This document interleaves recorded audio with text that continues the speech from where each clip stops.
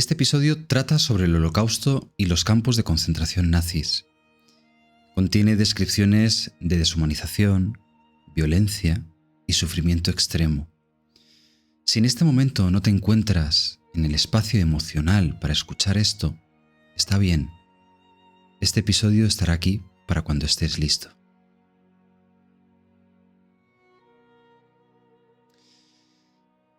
¿Qué significa ser humano? Es una pregunta que nos hemos hecho desde siempre. Los filósofos han debatido durante siglos sobre qué nos define. ¿La razón? ¿El lenguaje? ¿La capacidad de amar? ¿La conciencia moral? Pero hay otra forma de hacer esta pregunta, una mucho más oscura, más terrible. ¿Qué pasa cuando te quitan todo lo que te hace humano? Primo Levi fue un químico italiano, un judío que sobrevivió a Auschwitz. Escribió un libro llamado Si esto es un hombre. Y en ese libro no solamente cuenta lo que vivió, hace una pregunta filosófica devastadora. ¿Sigue siendo humano alguien a quien le han arrancado todo rasgo de humanidad? Hoy no voy a darte respuestas, porque no las tengo. Pero voy a llevarte a un lugar donde esa pregunta se vuelve real, donde la filosofía deja de ser abstracta y se convierte en carne, en frío y en hambre.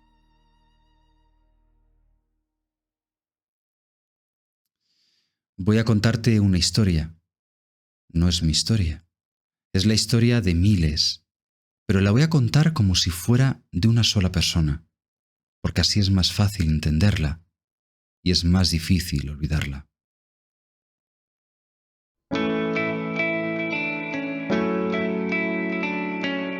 Entre realidades y sueños, el espacio donde las historias, los cuentos, los relatos o las vivencias nos ayudan a pensar en las grandes preguntas de la humanidad.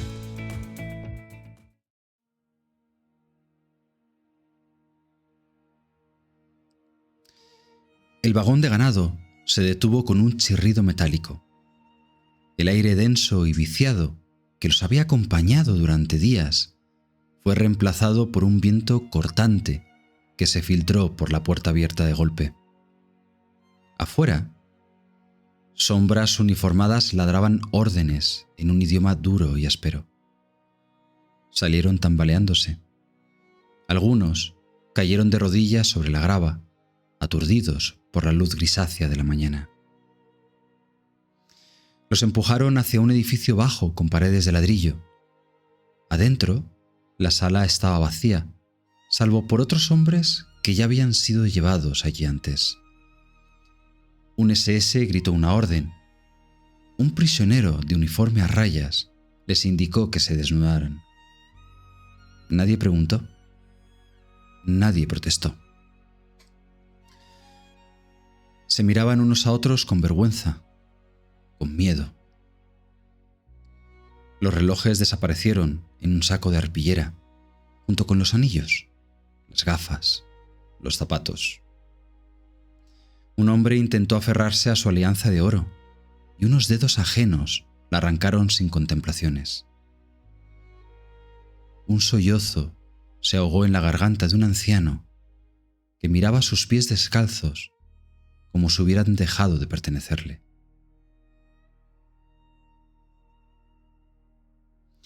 Los condujeron a una sala de baldosas, donde el agua fría cayó sobre ellos sin previo aviso. Algunos gemían, otros jadeaban por el frío brutal. Las gotas se llevaban la suciedad del viaje, pero no la humillación. La ducha terminó sin aviso. Los dejaron temblando, los brazos cruzados sobre el pecho, en un intento inútil de recuperar algo de calor. Los empujaron a la siguiente sala, donde un barbero esperaba con una navaja y una máquina de afitar. No hablaba, solo trabajaba rápido. El cabello caía en mechones oscuros al suelo mojado. Algunos cerraban los ojos al sentir la hoja deslizándose por el cuero cabelludo, como si así pudieran desaparecer. Otros dejaban que sus barbas, símbolos de una identidad que les había pertenecido por generaciones, se desvanecieran sin decir nada. Cuando terminó, el barbero levantó la vista por un instante y se encontró con los ojos de un hombre. Unos ojos que aún conservaban algo, un residuo de lo que alguna vez fue. No bajó la mirada. Por un segundo, un atisbo de humanidad cruzó la sala fría. Después, el momento pasó. Un SS ordenó que se vistieran con los uniformes raídos que les arrojaban. Un número reemplazó sus nombres. Ahora eran nadie.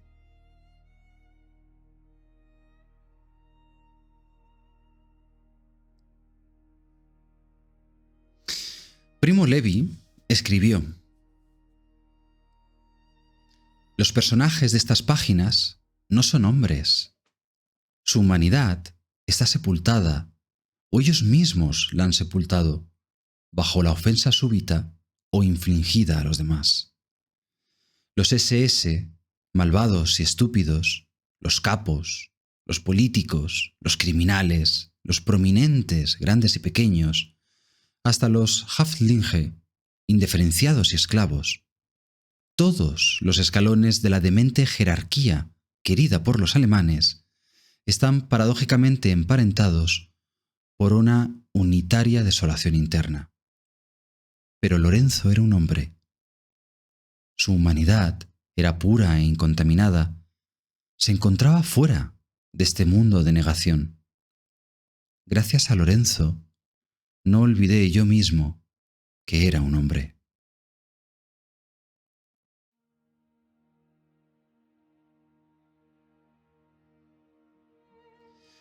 El frío era intenso. Los harapos con los que vestía no protegían contra él. Más bien, eran trapos para no ir desnudo por el lager. La única diferencia entre él y los demás era la suciedad de esos trozos de tela a rayas y si tenían más tela que los otros. Por lo demás, todos eran iguales, todos rapados, todos hambrientos, todos cansados. Todos eran y no eran. El frío era el verdadero dueño del lager. Se pegaba a los huesos, se filtraba entre las costillas, se adentraba en la carne hasta que ya no se podía recordar otra sensación que no fuera la de estar congelado. Pero había otra cosa que dominaba la existencia en el campo: el hambre. Siempre presente, roía la mente más que el cuerpo, volvía a cada pensamiento un cálculo, cada mirada un juicio de valor. Un día caminaba por el barrancón con el cuenco de potaje aguado entre las manos huesudas. Las raciones disminuían cada día. La sopa apenas llevaba algo más que agua y residuos de patatas. Pero esa tarde, detrás del barrancón, cerca de la verja, había visto algo. Un trozo de cerca rota y más allá, tierra revuelta donde alguien había dejado caer unas patatas pequeñas. Nadie más parecía haberlo notado. Miró alrededor. Nadie observaba. Se inclinó, alargó la mano y tomó una patata sucia de tierra. Volvió rápidamente al barrancón, con el corazón acelerado y las piernas débiles. En un rincón apartado, la partió en pedazos con las uñas y la deslizó dentro del caldo tibio. Masticó despacio, saboreando el almidón crudo como si fuera la comida más valiosa de su vida. No dijo nada, no avisó a los otros. Después, cuando la noche cayó y el hambre volvía con su mordedura punzante, pensó en los demás. Pensó en aquellos con quienes compartía el catre, en el anciano que dormía a su lado, en el joven que apenas podía sostenerse en pie. Pero la patata ya no existía, y el remordimiento no podía llenar un estómago vacío. A la mañana siguiente miró a sus compañeros. Nadie sospechaba. Él aún era uno más. O quizás ya no lo era. Algo dentro de él había cambiado. Algo humano se había quebrado sin hacer ruido.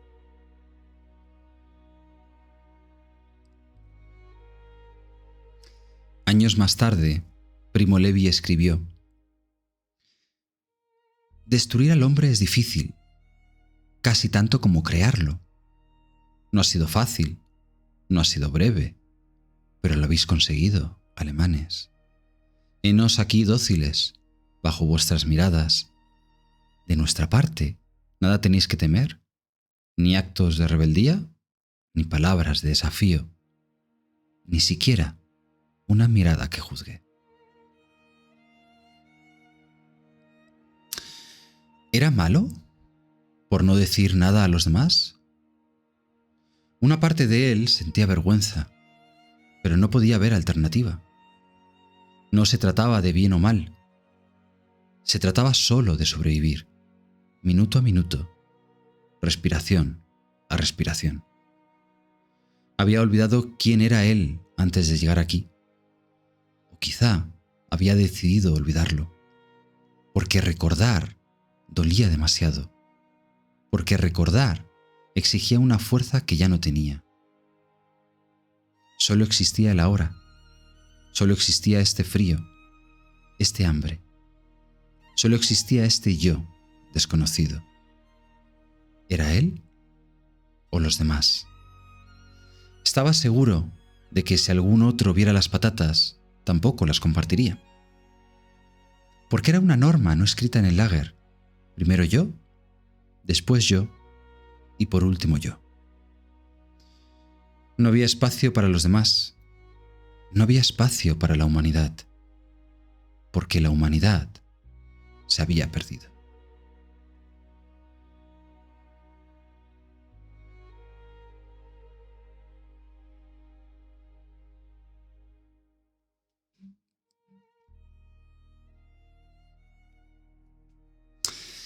Ese día, cuando volvió detrás del barrancón para coger otra patata, alguien más había visto la cerca rota.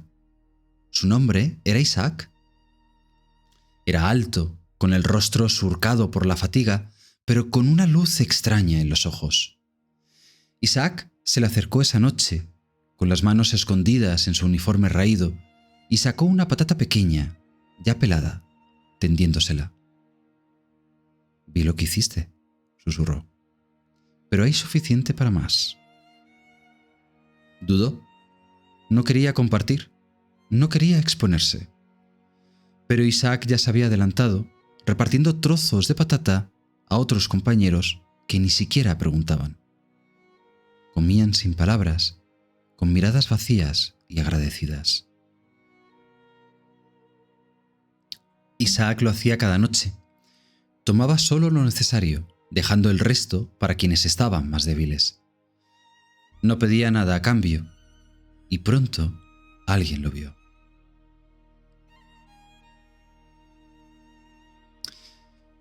La mañana en que Isaac no apareció en el barrancón, el frío pareció más intenso. Cuando lo encontraron, ya estaba en la plaza de la lista. Habían colocado una soga en torno a su cuello. Un capo leyó un papel en voz alta. «Robo». Nada más.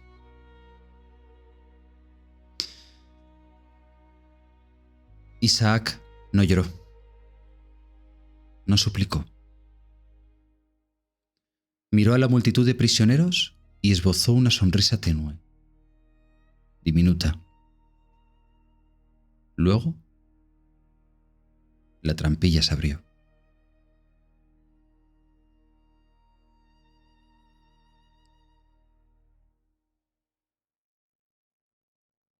El humo de las chimeneas se alzó en el horizonte. Nuestro personaje sintió el peso del trozo de pan en su bolsillo. No se lo comió.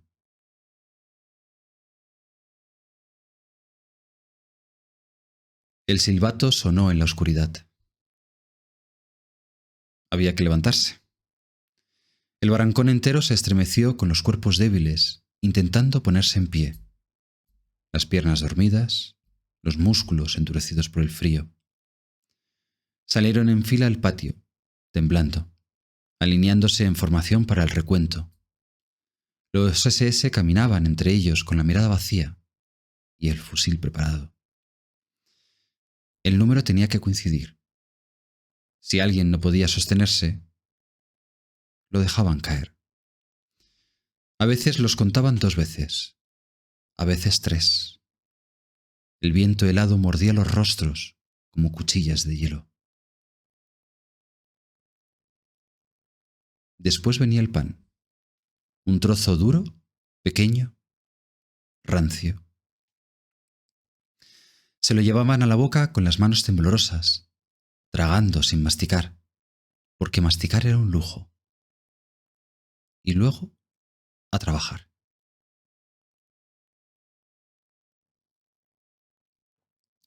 Siempre caminar, siempre con prisas, en la nieve oscura por todas las pisadas que la habían manchado antes.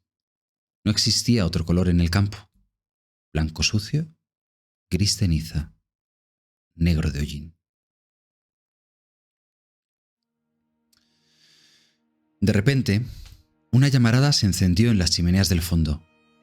El humo se alzó, espeso, voraz, como si el propio cielo ardiera. Uno de los hombres, el más joven, frunció el ceño y susurró: ¿Qué es ese fuego? El otro, con los ojos hundidos y la voz sin emoción, respondió: Somos nosotros, que nos quemamos.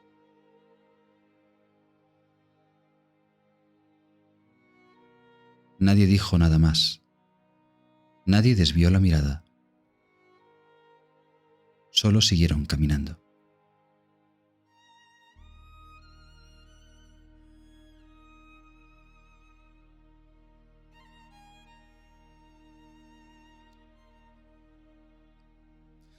Muchos años más tarde, Primo Levi escribiría lo siguiente: Los salvados de Auschwitz no eran los mejores, los predestinados al bien, los portadores de un mensaje. Cuanto yo había visto y vivido me demostraba precisamente lo contrario.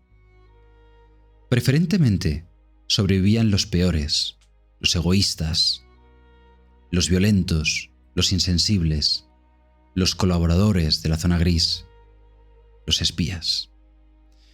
No era una regla segura, no había, ni hay en las cosas humanas, reglas seguras, pero era una regla. Yo me sentía inocente, pero enrolado entre los salvados, y por lo mismo en busca permanente de una justificación, ante mí y ante los demás. Sobrevivían los peores, es decir, los más aptos. Los mejores han muerto todos.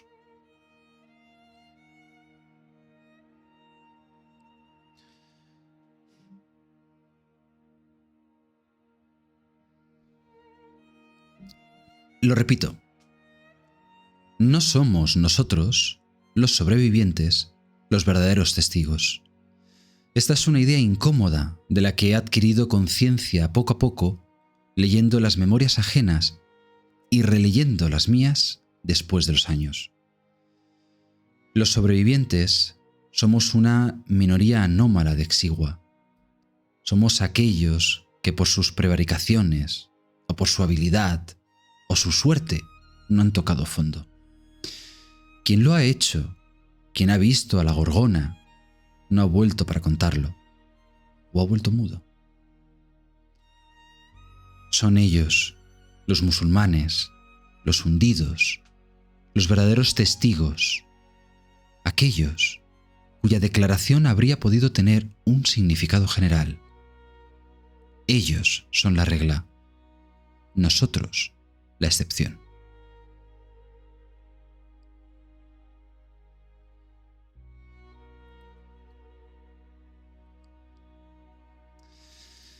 En Auschwitz no había espacio para la moralidad, al menos tal y como la conocemos.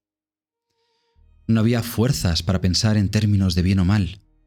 No había tiempo para decidir, ni siquiera para reflexionar. Solo quedaba sobrevivir un día más. La supervivencia se imponía como el único orden moral posible. Pero para sobrevivir había que pagar un precio muy alto. Tu esencia, tu humanidad, tu ser. Tenías que despojarte de todo lo que eras. El precio de vivir era perderse a uno mismo. Algunos, aquellos pocos que aún luchaban contra ese sistema, posiblemente se preguntaran: ¿de qué sirve vivir si te pierdes a ti mismo? ¿Qué sentido tiene la vida cuando ya has perdido el tuyo? La verdad es que no tengo respuestas para estas preguntas, pero creo que es importante hacerlas.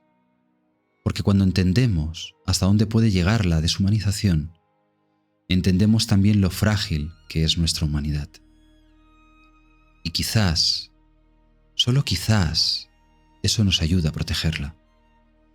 A no olvidar que ser humano no es algo dado, es algo que se construye, que se cuida, que se defiende. Isaac lo sabía, y por eso murió siendo humano.